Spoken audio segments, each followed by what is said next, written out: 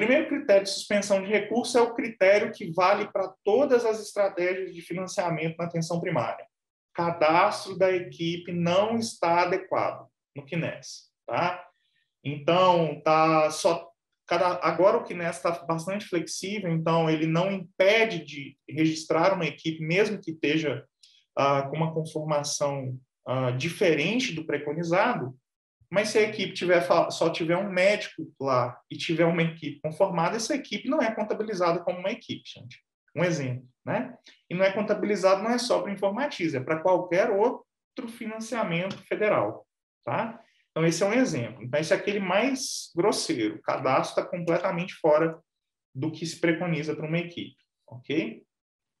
Segundo exemplo, não está enviando dados por prontuário eletrônico por 3 competências consecutivas. Quantos dados? Um dado. Não enviou nenhum dado por prontuário eletrônico por 3 competências consecutivas, ou seja, um atendimento sequer por prontuário eletrônico por 3 competências consecutivas, esta equipe é suspensa. Então, esse aqui é um critério também muito tranquilo, muito simples, nem cabe muita explicação, né? Nem detalhar a lógica, né? Não enviou nenhum por 3 competências consecutivas, ok? Se enviar um atendimento por prontuário eletrônico, não cai nessa regra de suspensão. Ponto. É simples assim. O critério 3 é de não alcance de parâmetros mínimos dos números de consultas médicas e consulta de enfermagem por 3 competências consecutivas. Eu vou detalhar esse para ficar bem claro. E o não alcance de algum dos parâmetros mínimos de consulta médica ou de enfermagem por 6 consecutivas. Vou detalhar também. Esse inclusive, é o que gera mais dúvida, tá? O incentivo ele é suspenso até que a irregularidade, né, a ausência do envio ou o cadastro indevido no CNES seja resolvido. Resolveu, volta o recurso, tá? É automático.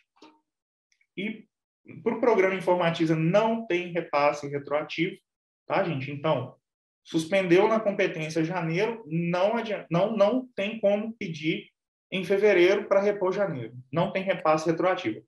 Mas é importante chamar a atenção para um ponto aqui, tá? Mesmo não havendo repasse retroativo, é importantíssimo orientar que os municípios ainda assim façam o registro retroativo, tá? Por quê? Porque os dados que vêm para a Informatiza são os mesmos para todas as outras estratégias de financiamento, tá? Então, se deixou de alimentar, embora o Informatiza não tenha repasse retroativo, vai perder o recurso do quadrimestre, quando a gente calcular o quadrimestre. Então, é importante enviar a informação retroativa ainda assim, tá? Importante que vocês façam essa sinalização para os municípios. Não deixa de enviar a informação mesmo que tenha perdido o recurso do Informatiza, porque é a mesma informação das outras estratégias, tá? E, obviamente, é uma série histórica, é um registro extremamente importante para que se entenda qual é a situação que o município se encontra, e qualquer outra estratégia que for criada, ela é criada em cima de informação, gente. Então, é extremamente importante orientar que não deixem de alimentar retroativamente, mesmo perdendo o repasse, tá? Importante que a suspensão do recurso não suspende, como eu disse, o repasse de outros programas, tá? E esse é o principal motivo para alimentar retroativo. Bom, então vamos a exemplos práticos para a gente entender como é que a gente conta aquelas 2 regrinhas, tá? Então, a primeira delas é o não alcance de, no mínimo, o parâmetro. Qual que é o parâmetro? 96 consultas médicas e 60 de enfermagem. Ficha de atendimento individual, gente. Atendimento individual. Ficha não, cortem a ficha, esqueçam. Atendimento individual. Não vale outra coisa, tá? Registrada em prontuário eletrônico durante 3 meses consecutivos. Então, estou pegando um exemplo aqui numa ESF município urbano, 96 consultas médicas e 60 de enfermagem. Então, vamos pegar um exemplo aqui, ó. Eu estou monitorando 3 competências, tá? Outubro, novembro e dezembro de 2020. Nessas 3 competências, observem que o médico está sempre acima do parâmetro. O enfermeiro também. A gente suspende esse recurso do Informatiza? Não. Está acima do parâmetro, está ok, nenhum problema. Tá? Tem uma segunda situação. Olha que interessante. O médico está a 3 competências abaixo do parâmetro. E o enfermeiro ficou uma competência, novembro, abaixo do parâmetro. A gente suspende o recurso baseado nessa regra? Não. Não suspendemos o recurso, tá? Do Informatiza. Olha que interessante. O médico está a 3 consecutivas, o enfermeiro ficou uma, mas tem pelo menos uma, o médico ou o enfermeiro cumpriram o parâmetro. A gente não suspende. Nesse exemplo aqui, ainda que, por exemplo, em dezembro, o enfermeiro também não tivesse cumprido o parâmetro, ainda assim a gente não suspenderia o recurso, porque ele cumpriu o parâmetro em outubro. Tá? Então, observem que a regra é bem tranquila. Aqui é o exemplo onde a gente suspende nesta regra. Nem o médico e nem o enfermeiro cumpriram o parâmetro mínimo durante 3 competências consecutivas. Esta é a única forma que a gente suspende baseado nesta regra. Tá? Então, vocês observam que é bem tranquilo. Não é nada demais. Tá? A segunda regra, que é a mais confusa, tá? Não é tão confusa quanto parece. Nós vamos desmistificar ela agora e vocês vão ver que ela também é muito tranquila. Tá? O que é ela?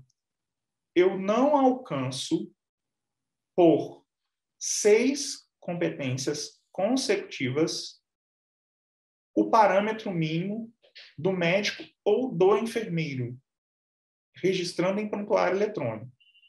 Então, observem esse primeiro exemplo, tá? Neste caso, a gente olha mês a mês. Então, vamos olhar 6 competências mês a mês. Em julho, médico e enfermeiro atingiram o parâmetro. O mês está ok, passou. Em agosto, não está ok, porque o enfermeiro não atingiu o parâmetro. Então, mesmo um tendo atingido, o outro não atingiu. É o ou. Em setembro, o médico não atingiu o parâmetro. Então, o mês está ok? Não. Em outubro, o mês está ok? Está ok. Os dois atingiram o parâmetro. Em novembro, o enfermeiro não atingiu o parâmetro. Em dezembro, o médico não atingiu o parâmetro. Então, novembro e dezembro, o mês não está ok. Mas eu preciso não estar ok por 6 meses consecutivos. Então, observem que eu tenho 2 meses que estavam ok. Então, a gente suspende o recurso? Não, não suspende o recurso. Tá? Segunda hipótese, aqui agora a gente vai suspender o recurso.